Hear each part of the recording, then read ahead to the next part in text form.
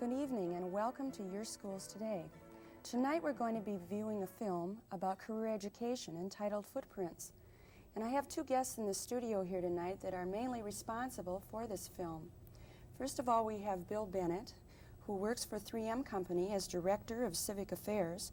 He also is a member of the Greater St. Paul Area Chamber of Commerce, and he is a member of the Youth and Education Task Force.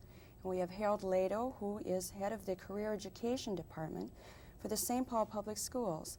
Harold, maybe you can start us off with basically telling us how this film came about.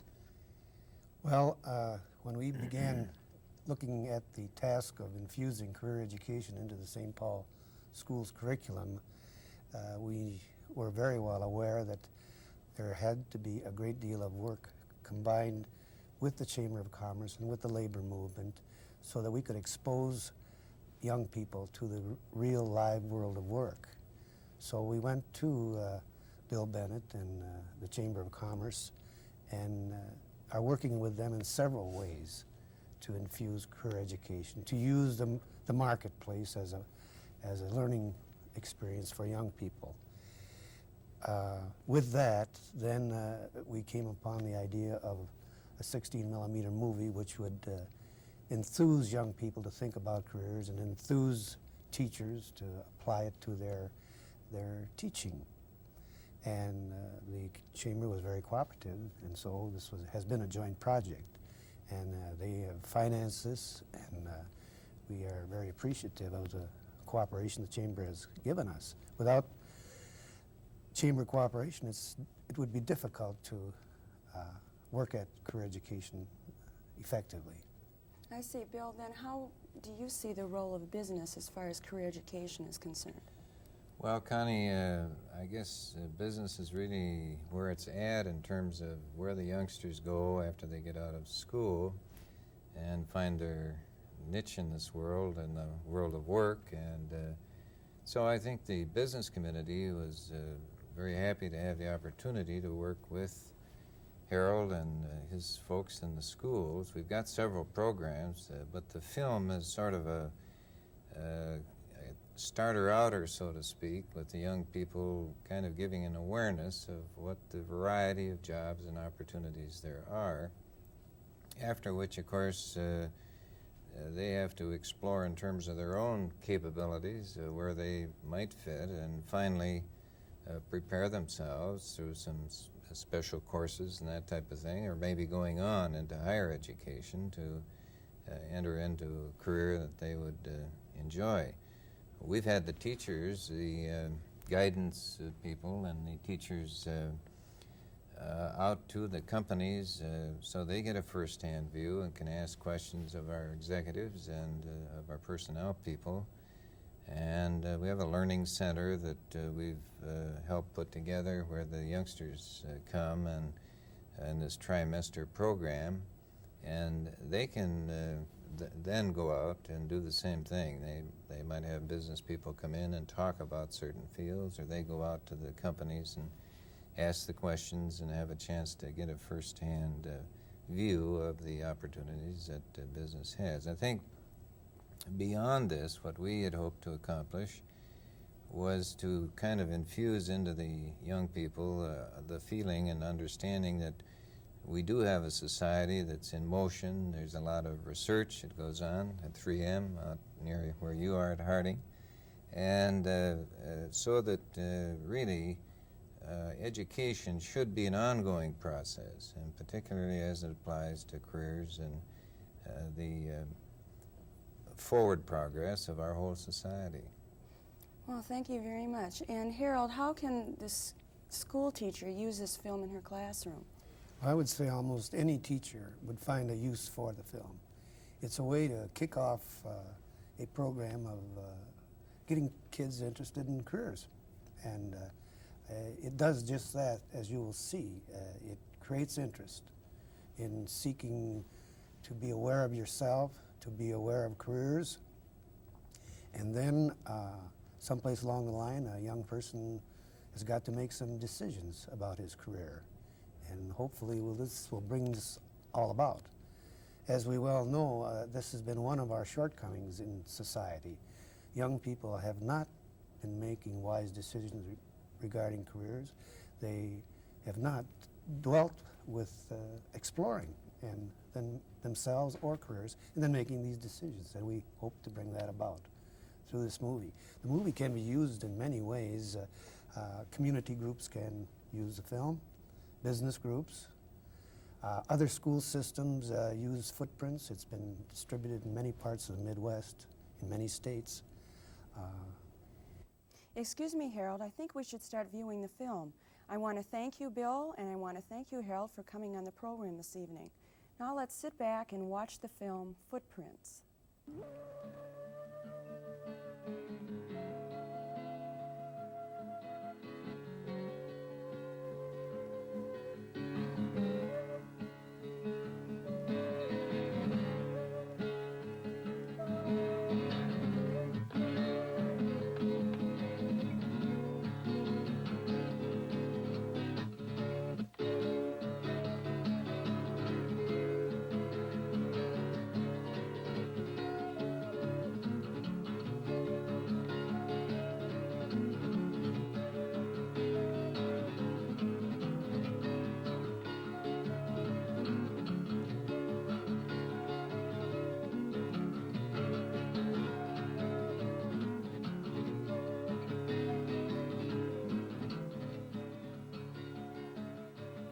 Choosing a career is one of the most important decisions we will ever make. Some of us will choose one job that will serve us well over a lifetime. For countless others, changes in the job market will open many opportunities for a variety of career choices. Most people find work more than just a way to earn a living in order to survive from day to day. The efforts of work help us to feel good about ourselves as productive human beings. Work is the tool that keeps our whole society running. Work also makes possible the way we live, the things we buy, and the ways we develop our own lifestyle. But finding a career that offers the greatest satisfaction usually depends on more than just a chance response to a newspaper want ad or a help wanted sign. We must first become aware of the many different careers that are possible. Then our task is to search and explore work areas that have special appeal to us. Career education is the concern most people have of finding satisfactory work.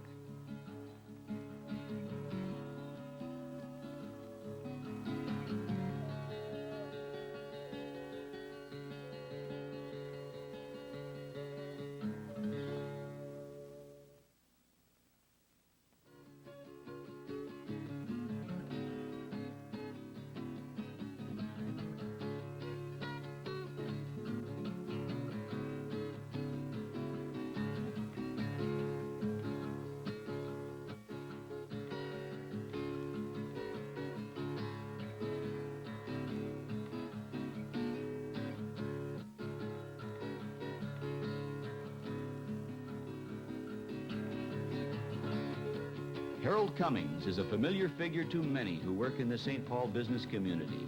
Cummings is 82 years old and still works every day at his desk at the Minnesota Mutual Life Insurance Company. His interest in work is as strong today as it was when he entered the job market in the early 1900s. Anyone should be eager to help young people today who may be wondering how they're going to fit into a changing world and where. It's true. The world is changing. 500 years before Christ, a Greek philosopher named Heraclitus said, "There's nothing permanent except change." But change is just a challenge. It's a chance to meet something. And the more rapid the change, the greater the challenge. Today, youth has a tremendous privilege just because of the rapid changes that will be coming in the years ahead. Obviously, business has to be interested in young people if business itself is to survive. One bit of evidence could be the Junior Achievement movement an effort supported by business all over the United States just to interest young people in the business process.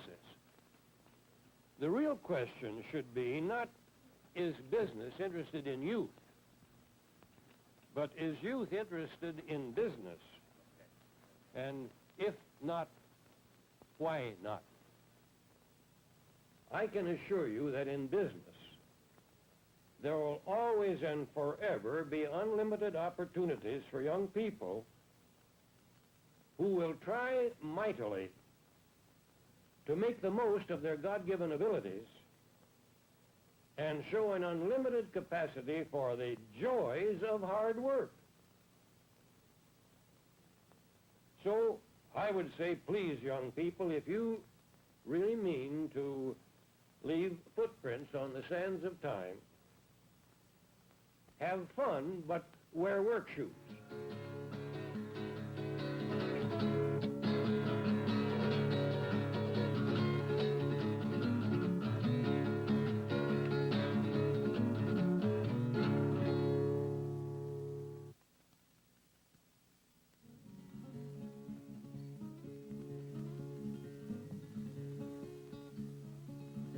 Every day, we come in contact with dozens of people who have chosen careers that produce a variety of goods or offer special services. Dr. Milton Crenshaw is a local veterinarian who has chosen a career that has a special appeal to those who love animals. For many years, he trained for a job that returns a good income and strong personal satisfactions.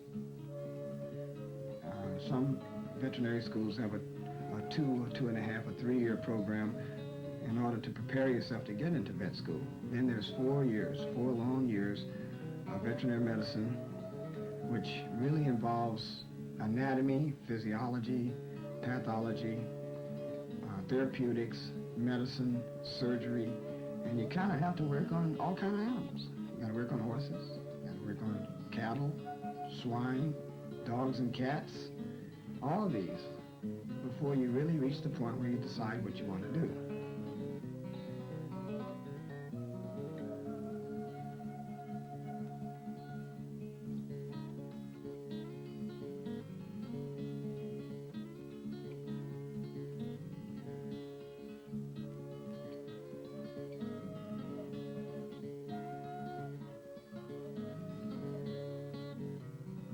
Of course, all veterinarians are constantly striving to increase the longevity or the life of the animal. Most people think of a dog being old when he's 10. We'd like to see animals live to be 20, 25 years old and still be useful. And I think we can do that if we follow proper nutrition and proper medical care. Most people who enter and continue in the small business world have to know something of themselves, their product, and their customer in order to be successful. Jim Howe operates his own specialty leather shop on Grand Avenue. He became aware of the consumer's need for leather materials, products, and assistance. He started his shop with a small inventory of materials and enough know-how to service his customers. We're giving personalized service. And when someone comes in, we say hi to them. When they leave, we say goodbye. And while they're here, we're talking to them all the time. We feel that that approach, getting more personal, getting like the old stores used to be, offering the service and so on, that this makes us unique. And this is why we have the clientele that we have.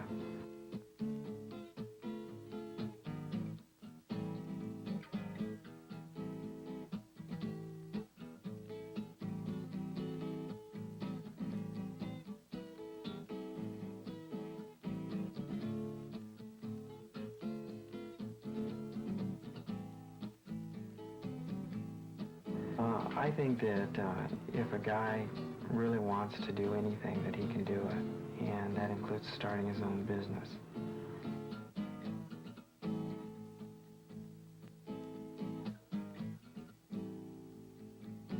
Both the big company and the small shop make important contributions to the whole community. Both offer a wide range of career choices that are available to people who live in the job market area. When career choices are carefully made and prepared for, A person usually brings along with him the general skills of his educational experiences. These are skills that have been developing in every person from kindergarten through the 12th grade. A new career often requires that the worker learn new or additional skills as part of his developing job.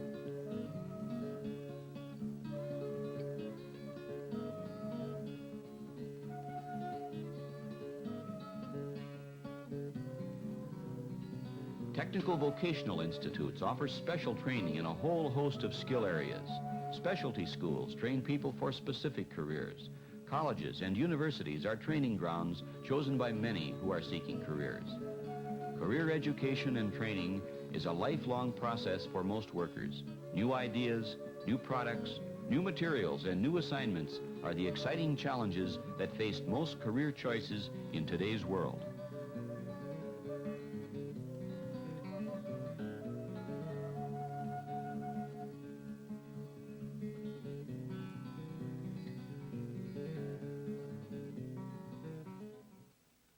Jose Trejo, Director of Human Resources for the St. Paul Chamber of Commerce, feels very strongly that all types of jobs, from trash hauler to company executive, are necessary cogs in the smooth working machinery of our society. Orderly social change is only possible, Trejo believes, if young people become an important part of the community. All employees, no matter what their background or training, must be convinced that their contributions are important to themselves, their company, and their fellow workers. Many minorities have the belief that the only way to bring about social change is to work for a community organization that caters specifically to the needs of the minority group. As a result, we have some unemployed professional minorities with degrees in social work, while at the same time, the business community cannot find enough minority professionals to hire in their personnel and public affairs areas.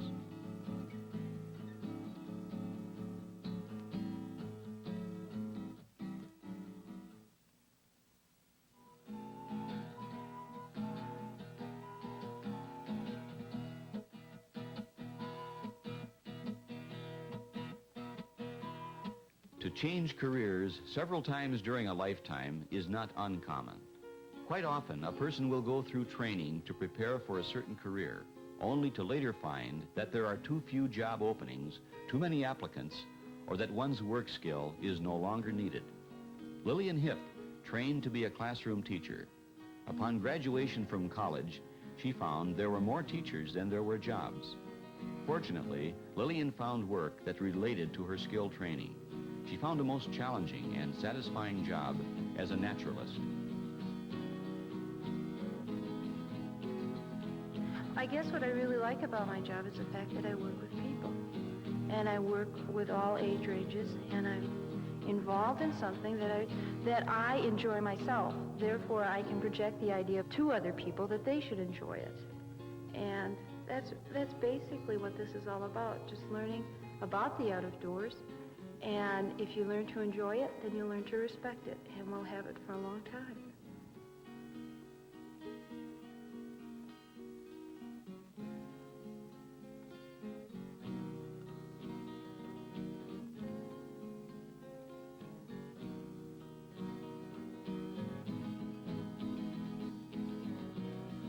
There are many guidance services available to people of all ages today that can help them with career changes and choices. Overcrowded, rapidly disappearing job classifications can often be avoided with information that is being made available through many public and private guidance services.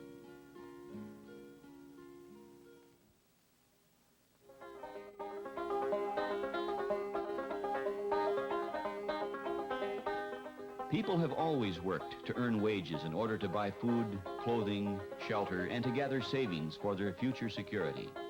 These were the people who lived and labored in the brawling society of yesterday when Minnesota was growing and developing.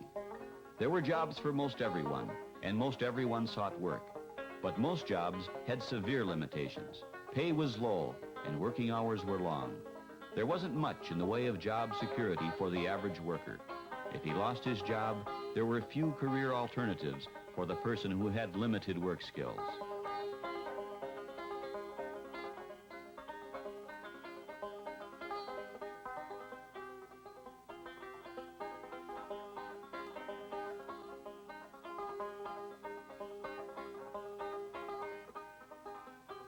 A person's career was often determined by chance and by the kinds of jobs that were available close to his home.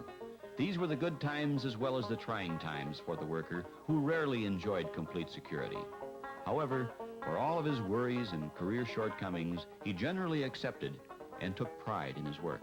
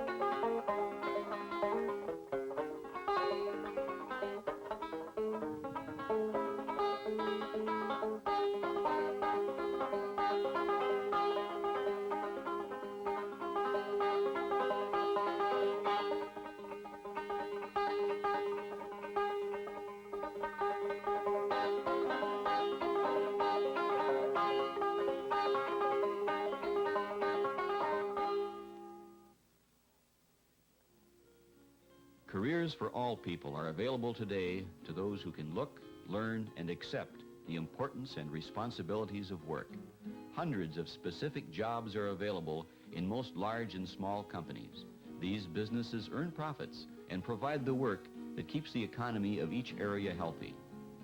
People have jobs, people are paid wages, people spend their wages on goods and services, and in order to provide people with goods and services, jobs are created. It's a necessary circle of survival.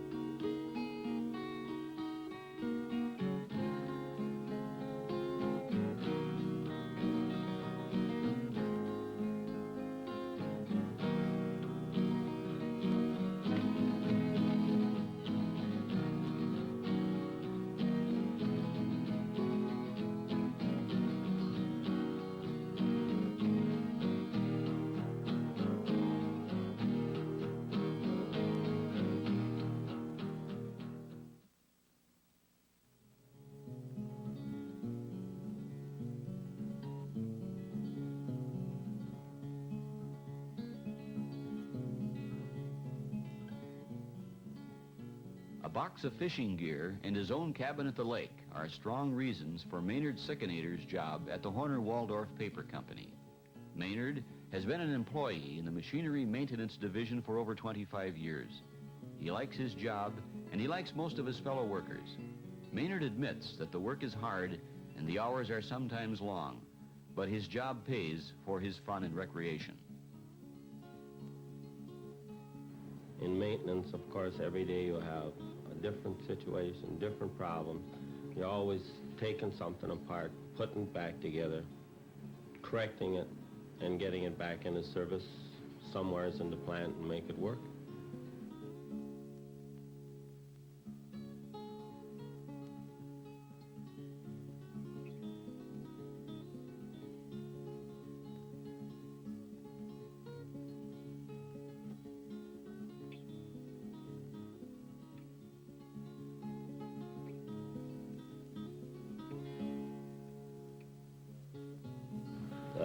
The biggest satisfaction is in the trade, in the machinist trade, maintenance machinist is the highest paid trade, phase of the trade outside of tool and die making.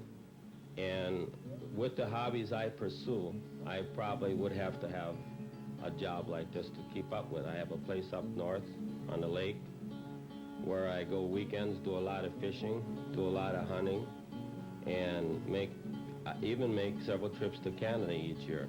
And I would say you have to have a job like this to keep you going.